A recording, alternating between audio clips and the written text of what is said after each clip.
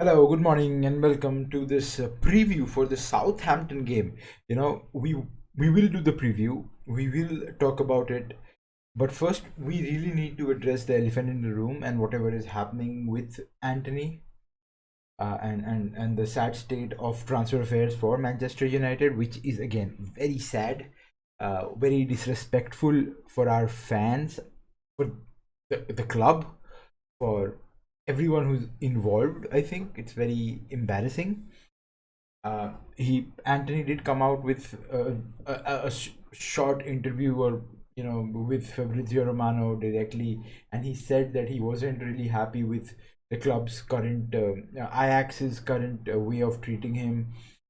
He said that he was there. He was only there because they told him the project was for 2 years, and he served them pretty nice. And now he just made everything clear that he wanted to leave. I think in February this year, he did not sign a new contract, and he wanted to leave. So that is what happened with Anthony, and he wanted the club to accept proper offers that they would find feasible.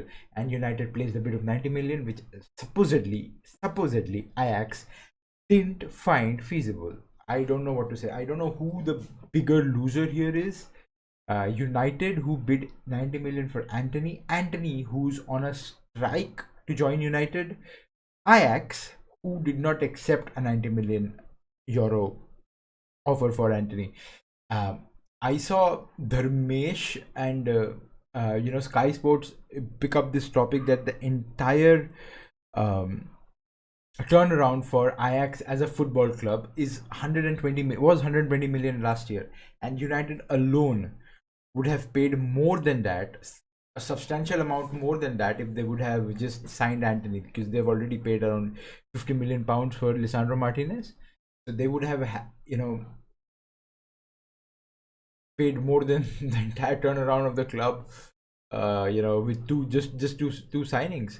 um I understand the fact that Ajax, very passionate club, a pretty big club, with a lot of achievements, domestic champions, you know, European champions. Not last year, but they are European champions, right? Home to previous Ballon d'Or winners. So they of course have an history. They also, but the recent trends, they were never some club that would go ahead and keep players for the longest. Their ideology around the club has been very similar.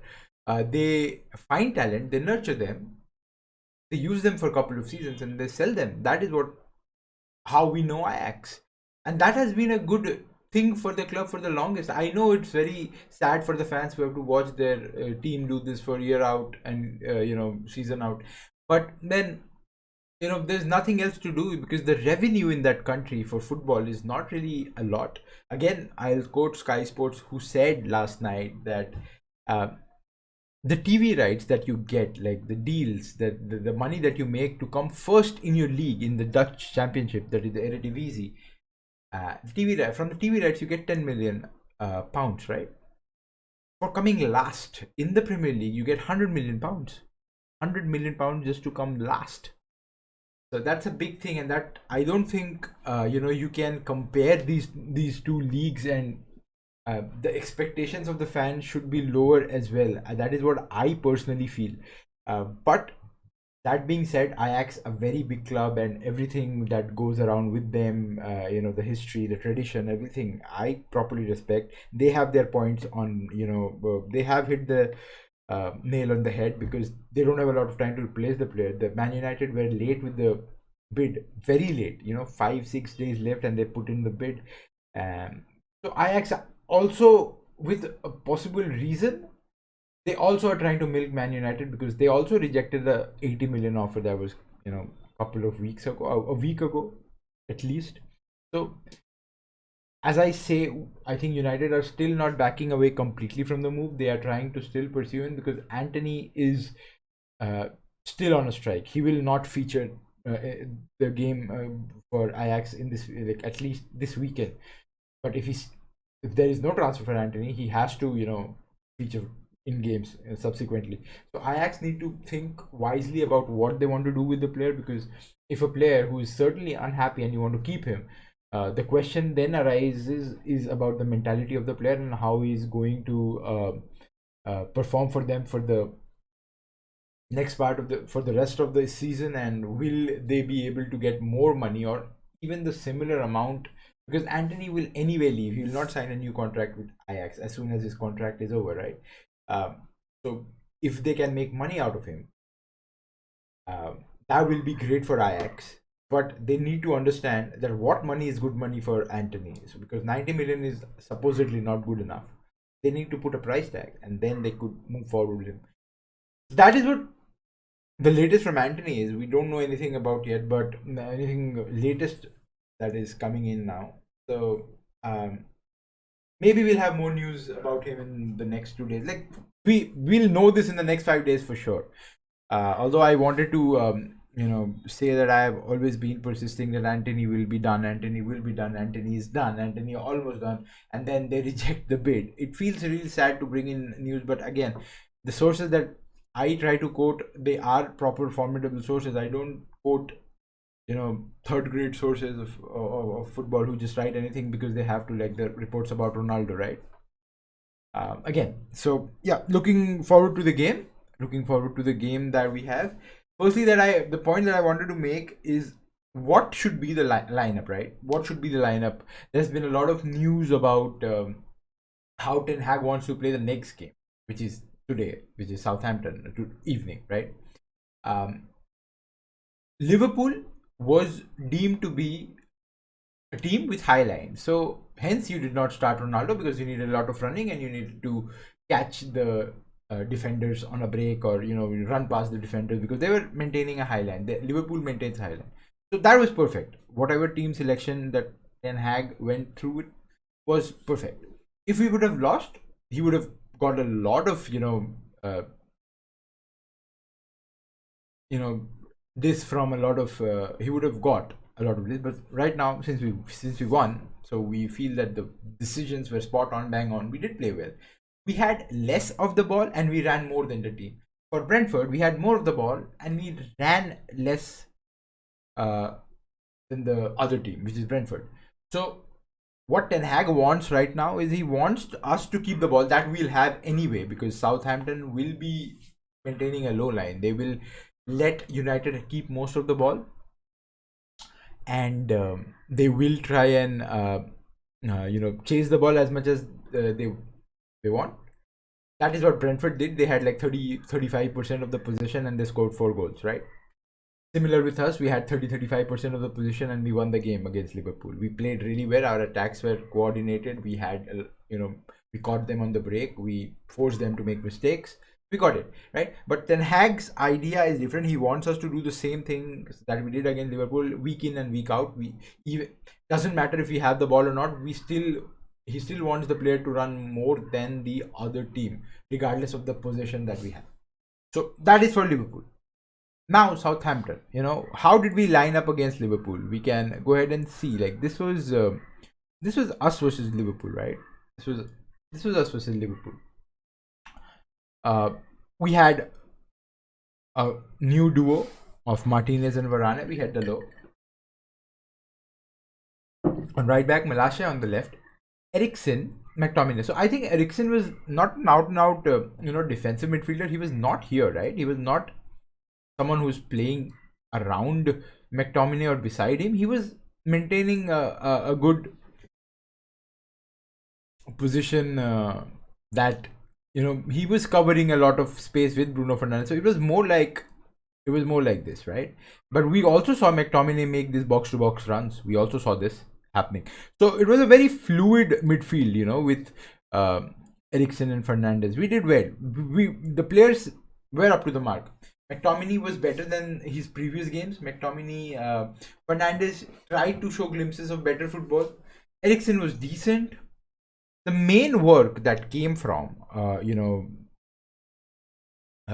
came from on that day, came from, I think, people running on the wings with Elanga and Sancho, because they were running wild, right? They were running throughout the throughout the wings they were trying to catch each and every Liverpool defenders by break. Malacia, tiring everyone on the left side, running relentlessly and doing a lot of damage on his end. Right, he was trying to do that. Elanga running past defenders, trying to go past defenders and use his pace and everything else. Rashford was also pacey. He whenever he had the ball, he tried to do stuff with it. Right. So this is what happens again. This is what happened against Liverpool with Southampton, right? There's no way to start Elanga. They will maintain a low line. We will expect crosses to come into box. So I think this is where Ronaldo comes in, right? We have this. We have this made. This is where I think Casemiro will flourish, I could say, and we can have two proper center midfielders. Casemiro can turn behind and for once not look at Maguire. Thankfully he never had to, but again we had to, and that is a pain. So this can be a possible lineup where not CF, where Sancho and Rashford. Again, the problem with this entire thing is we were not pretty aerial last game as well. We were not expecting crosses in the box that fall on the head, or even I think the low balls were pretty nice, but aerial balls were not that good, even with Liverpool, even against Liverpool. So what we want to do with the next game, which is Southampton, which what I feel Ten Hag will do, is expect Malacia to run across the wings, use Eriksen as 1-2, use the ball with Rashford, or Rashford can use it with Malacia, and then use a cross to Ronaldo. That either Rashford or Malacia. Again, the final ball has always been lacking, and none of these players have changed. Rashford and Sancho have been the same for past 1.5 years, right? The final ball that Ronaldo gets on his head is very rare. We don't have. You look up the goals that he has scored. Mostly they have been goals that either have fallen on his leg from somewhere, or he has created the goal out of nothing. So proper assists of that sort have been pretty. The percentage of it has been lesser than what you actually expect it to be. So the final ball somehow has to come in from, maybe ground balls from Eriksen, Fernandes. I don't know about the aerial balls from Sancho because he'll try to cut in. That is what he does. Rashford, maybe he'll try to use his pace. But again, the pace part is where the questions will arise, because I think Southampton will again be a very low line defense team and all that garbage nonsense, whatever it is. It doesn't make sense to start Elanga here, but if Ten Hag does, who knows, man? We don't know that. Right? We don't know that what Ten Hag wants from his team right now. We'll know that in like 3 to 4 hours, 3.5 hours. We'll get to know the lineup. And I think this is what Ronaldo will start, right? Will start. I will also speak about our legend player Anthony Martial. Great player, huge potential, 26 years of age, injured 7 times, or I think 8 in the last 2 years, and misses around 60% of the games. That is what he does, right? 60% of the games he misses, he comes back, he gets injured again. So that is for Martial. Like, if he was here, we could have easily, used him as a sub or started him, I think, in place of Rashford, Sancho, maybe even Ronaldo. I don't know what the current state with Ronaldo is, how Ten Hag wishes to use Ronaldo, maybe after 45 minutes or after 50 minutes. That is when he wants to use Ronaldo. I don't know that. We don't know that yet. But we saw against Brighton that Ronaldo started. So I expect him to start again, because they know that with Ronaldo, everyone else's attention will be on Ronaldo. There will be chances of other players getting in and scoring goals, because the team is a team that has a defensive line which is far more inferior. Like they play back. They don't press as much from the defense. teams like Southampton. The defense is not that good. Okay, to be very honest. Also, except for the fact that they are a team that will allow us to have more possession. That's not the same, allowing us, because we had less possession and we won the game against Liverpool. We were the better team, right? So having less possession doesn't mean that you're a bad team in defense. But the style of play, the adaptability depends. So Southampton, the defense is not very good. They have a low line of defense. So with Martial again, I don't know what to say. He brings a lot of creativity some amount of pace, some amount of creativity to the squad at the final third. We can expect he's out for this week, and the kind of injury that he has, I don't know how many weeks exactly, but he will miss more than one game. That is for sure.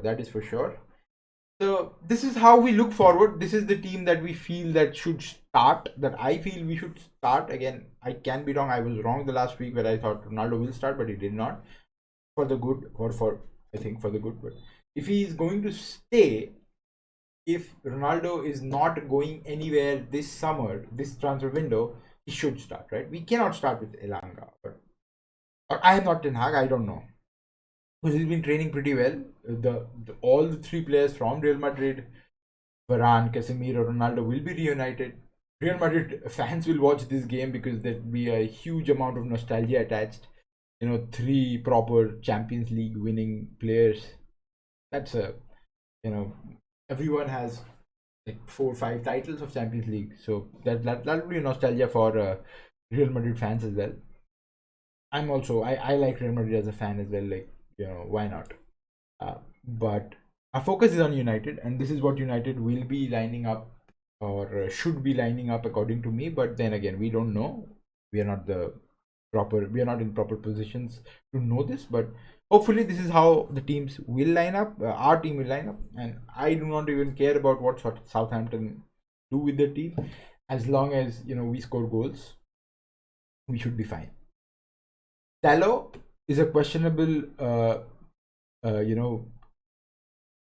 player at times, but against Southampton we should not really worry that much.